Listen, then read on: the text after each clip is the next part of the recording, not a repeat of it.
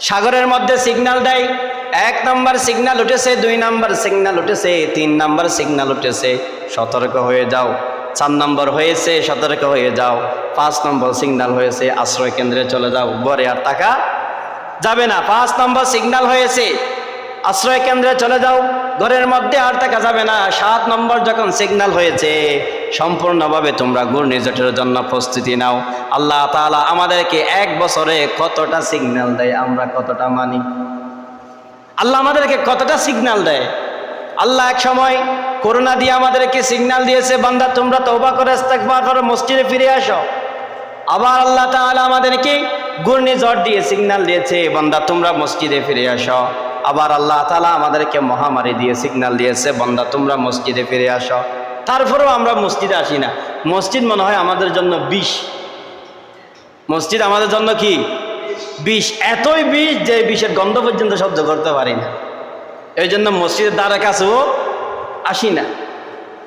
যদি এরকম ভাবে চলতে থাকেন, ধারণা করে নেন আল্লাহ তাআলা আমাদের উপর এমন একটা আযাব দিবে যে আযাবের কারণে আসমানগুলো তুলার মতো উঠতে থাকবে, জমিনগুলো তুলার মতো উঠতে থাকবে, মানুষের কোনো অস্তিত্ব থাকবে না। সাইয়েদনা ইসরাফিল আলাইহিস সালাতু ওয়াস সালাম এক সিঙ্গার দেওয়ার কারণে পুরো পৃথিবী সব কিছু তছনছ হয়ে যাবে। গর্ভবতী মায়ের পেট থেকে ওই ইসরাফিল আলাইহিস সালাতু ওয়াস সালামের সিঙ্গারের ফুৎকারে গর্ভবতী মায়ের পেট থেকে সন্তান বাহির হয়ে যাবে। আল্লাহ পাক আমাদেরকে এই দুনিয়ার মধ্যে কখনো কখনো ভয় দেখায়, কখনো কখনো অভাব দেয়, কখনো কখনো রোগ দেয়, কখনো কখনো ভূমিকম্প দেয়, কখনো কখনো বন্যা দেয়, কখনো কখনো ঘূর্ণিঝড় দেয়, কখনো কখনো মহামারী দেয়, কখনো কখনো করোনা ভাইরাস দেয়। এই সবগুলো আল্লাহ তাআলা বান্দাদের উপর পরীক্ষামূলক এক এক সময় এক এক কিছু বিপদ আপদ বলা মুসিবত বান্দার উপর অর্পিত করে তথা নাজিল করে। কিন্তু যারা মুমিন বান্দা, তাদের মনে এটাই বিশ্বাস, তাদের মনে এটাই ইয়াকিন, এটাই ঈমান যে ভালো মন্দ যা কিছু হয় সব কিছু একজনের পক্ষ থেকে হয়, তিনি কে? আল্লাহ। যারা প্রকৃতপক্ষে মুমিন বান্দা, তারা বিশ্বাস করে বালা যা কিছু হয় সব কিছু আমার তাকদীরে ছিল লেখা, খায়রিহি ওয়া শাররিহি ওয়াল কদরি খায়রিহি ওয়া শাররিহি। ভালো এবং মন্দ যা কিছু আছে সব কিছু তাকদীরের উপর বিশ্বাসের উপর ডিমান্ড করে। এই জন্য যারা মুমিন মুত্তাকি বান্দা, যারা আমানু, যারা রবের প্রতি ঈমান এনেছে, তারা বিশ্বাস করে যে মহামারী, করোনা ভাইরাস, বন্যা, ঘূর্ণিঝড়, রোগ, এগুলো সবগুলো আল্লাহর পক্ষ থেকে আমাদের জন্য এক এক সময় এক একভাবে নাজিল হয়। তবে এগুলো নাজিল করার ক্ষেত্রে গিয়ে আল্লাহ তাআলা আমাদেরকে কখনো কখনো শিক্ষা দেন, কখনো কখনো সতর্ক করেন, কখনো কখনো সংকেত দেন, কখনো কখনো সিগন্যাল দেন। 1 নম্বর সিগন্যাল, 2 নম্বর সিগন্যাল, 3 নম্বর সিগন্যাল, এগুলো দ্বারা আল্লাহ তাআলা আমাদেরকে সিগন্যাল দেয়। যেমন বন্যা উঠেছে গত কয়েকদিন আগে, এখন অনেক জায়গায় চলতেছে। বন্যা কিন্তু এক, কিন্তু মানুষের ক্ষতি কি এক নয়। ঈমানের উপর ভিত্তি করে আল্লাহ তাআলা ক্ষয়ক্ষতি জাস্টিফাই করে, বিচার করে। বন্যা কিন্তু এক, বন্যা মানে পানি উঠা। কারো ঘরে 1 হাঁটু পানি, কারো ঘরে 1 মাথা পানি। কিন্তু এমনও ঘর আছে, কারো ঘরে 1 হাঁটু, যার ঘরের মধ্যে পানি উঠেছে তার অনেক কিছু ধ্বংস হয়ে গেছে। আবার 1 হাঁটু যার ঘরের মধ্যে পানি উঠেছে তার কোনো কিছু ক্ষতি হয় নাই। তা আল্লাহ তাআলা এমন করলেন কেন? আমার বাড়ির মধ্যে যে পরিমাণ পানি উঠেছে, আমার বাড়ির মধ্যে যে পরিমাণ বন্যা হয়েছে, অন্যের বাড়িতেও সেই পরিমাণ তো বন্যা হয়েছে, কিন্তু আমার ক্ষতি হয়েছে, আরেক বান্দার ক্ষতি হয় নাই কেন? তার জবাব হলো ঈমানের উপর ডিমান্ড করে। সুবহানাল্লাহ। আপনি কতটা ধৈর্যশীল, আপনি কতটা আল্লাহ ভীরু, আপনি কতটা মুত্তাকি, আল্লাহ তাআলা এগুলোর মাধ্যমে আমাদেরকে পরীক্ষা করে। ওই জন্য কখনো কখনো পানি দিয়ে পরীক্ষা করবে আল্লাহ তাআলা, আবার কখনো কখনো ঘূর্ণিঝড় দিয়ে, আবার কখনো কখনো সেকেন্ডে ভূমিকম্প দিয়ে, আবার কখনো কখনো মহামারী দিয়ে, আবার কখনো কখনো খরা রোগ দিয়ে, এক এক সময় এক এক কিছু আল্লাহ তাআলা আমাদের উপর পরীক্ষা করে। এই সম্পূর্ণ ব্যাখ্যাটা আল্লাহ রাব্বুল আলামিন সূরাতুল হাদিদের 22 নম্বর আয়াতের মধ্যে বিস্তারিত ঘটনা বর্ণনা করেছেন। সুবহানাল্লাহ। আল্লাহ তাআলা বলেছেন, মা আসাবা মিন মুসিবাতিন ফিল আরদি ওয়ালা ফি আনফুসিকুম ইল্লা ফি কিতাবিম মিন ক্বাবলি আন নাবরাহা ইন্না যালিকা মিন আজমিল উমুর।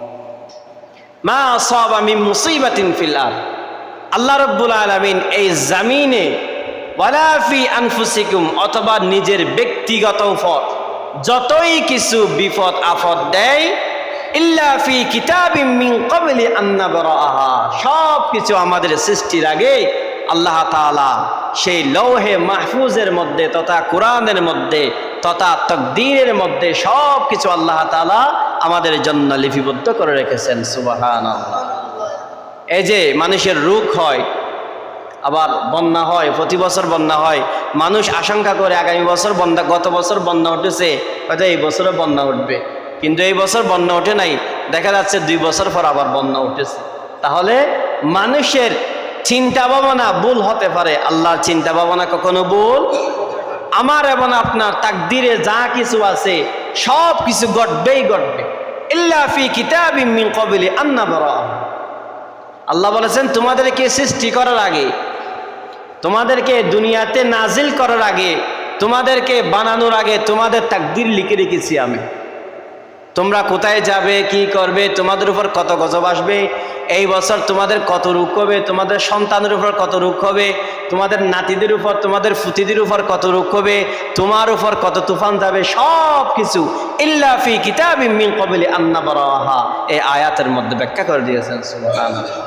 তাহলে এই যে আল্লাহ তাআলা এত কিছু আমাদেরকে দেয়, এত কিছু আল্লাহ তাআলা আমাদেরকে দেয়, সর্বশেষ গিয়ে আল্লাহ তাআলা বলেন ওয়াবাশশিরিস সাবিরিন, বান্দা তোমাদেরকে আমি যতই বিপদ আপদ বলা মুসিবত দিই না কেন, সর্বক্ষেত্রে গিয়ে তোমরা ধৈর্যকারী হিসাবে, সবরকারী হিসাবে তোমরা নিজেকে নিজে মনে করো। আল্লাহ তাআলা বলেন সূরাতুল বাকারার 155 নম্বর আয়াতের মধ্যে, وَلَنَبْلُوَنَّكُمْ بِشَيْءٍ مِّنَ الْخَوْفِ وَالْجُوعِ وَنَقْصٍ مِّنَ الْأَمْوَالِ وَالْأَنفُسِ وَالثَّمَرَاتِ وَلَنَبْلُوَنَّكُمْ, বান্দা আমি তোমাদেরকে পরীক্ষা করব। কি করব? বিশাইইম মিনাল খাউফ, কখনো কখনো ভয় দিয়ে, খাউফুন মানে ভয়, কখনো কখনো ভয় দিয়ে, কখনো কখনো মহামারী দিয়ে, কখনো কখনো বন্যা দিয়ে, কখনো কখনো রোগ দিয়ে, কখনো কখনো করোনা ভাইরাস দিয়ে।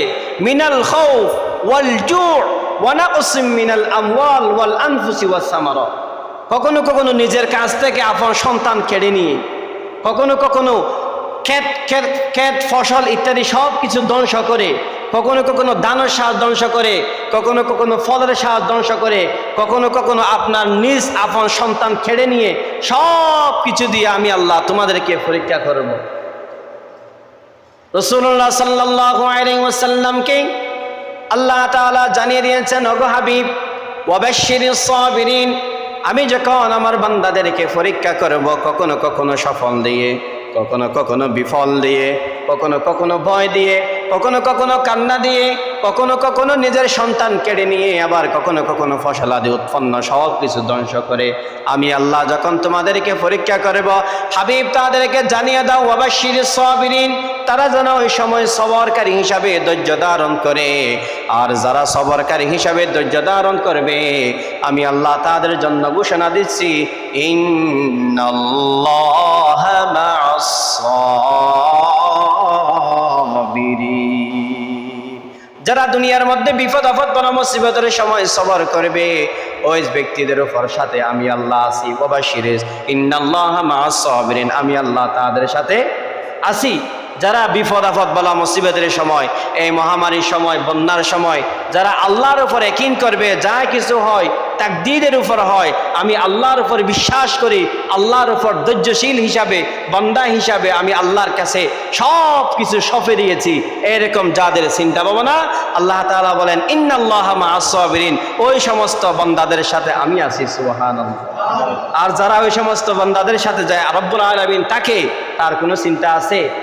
যারা দুনিয়ার মধ্যে সবর করবে, ধৈর্যশীল বান্দা হিসাবে কাতার মধ্যে নাম লিখাবে, তাদের জন্য আল্লাহ রাব্বুল আলামিন সুসংবাদ দিয়েছেন, ইন্নামা ইউওয়াফাস সাবিরুনা আজরাহুম বিগাইরি হিসাব।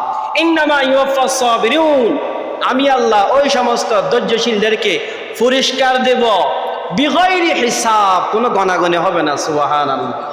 দুনিয়ার মধ্যে আপনার মা বাবা, আপনার সন্তান, আপনার নেতা, আপনার রাজা, আপনার প্রজা আপনাকে কি দিতে পারে? পুরস্কৃত করতে পারে, ত্রাণ দিতে পারে, সব কিছু দিতে পারে, কিন্তু একটা লিমিট আছে। লিমিট আছে কি নেই? ব্যাংকের মধ্যে যাবেন, আপনাকে লোন দিবে, একটা লিমিট আছে।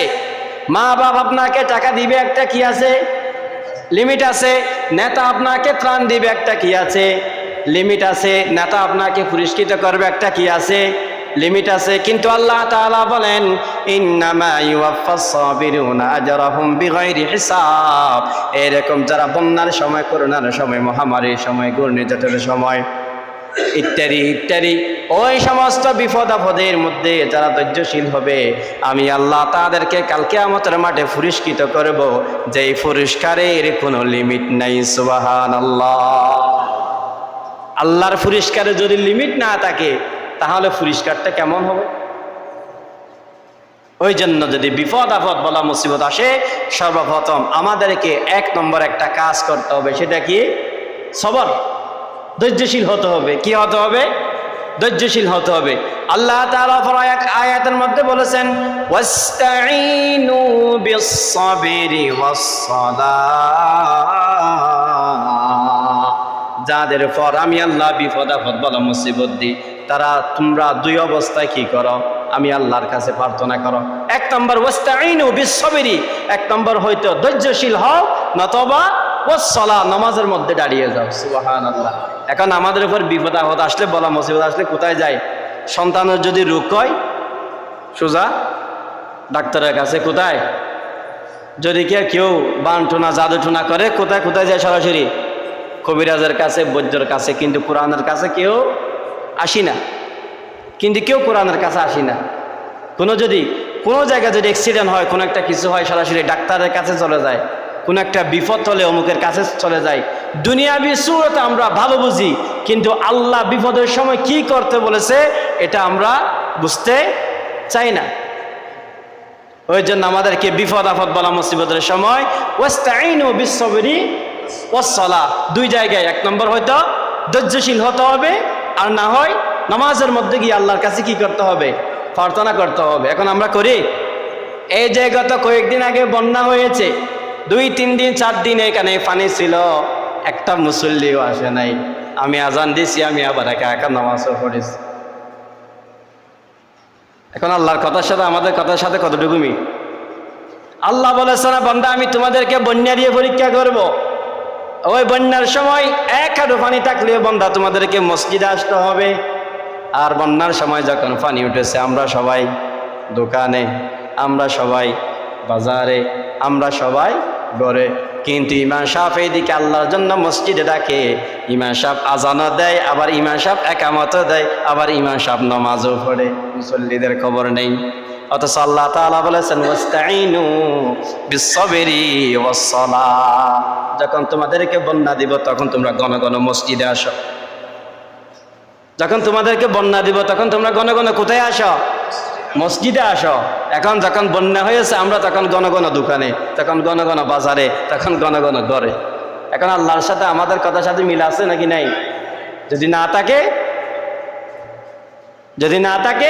না থাকার কারণেই তো আল্লাহ তাআলা আমাদের উপর ঘন ঘন 1 বছর না যেতে আরেক বছর বন্যা শুরু করে। 1 বছরও হয় নাই, বন্যা শুরু হয়ে গেছে।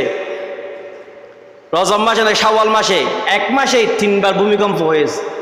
1 মাসে কয়বার? 3 বার ভূমিকম্প হয়েছে। এগুলো সবগুলো আমাদের জন্য আল্লাহ সিগন্যাল দেয়।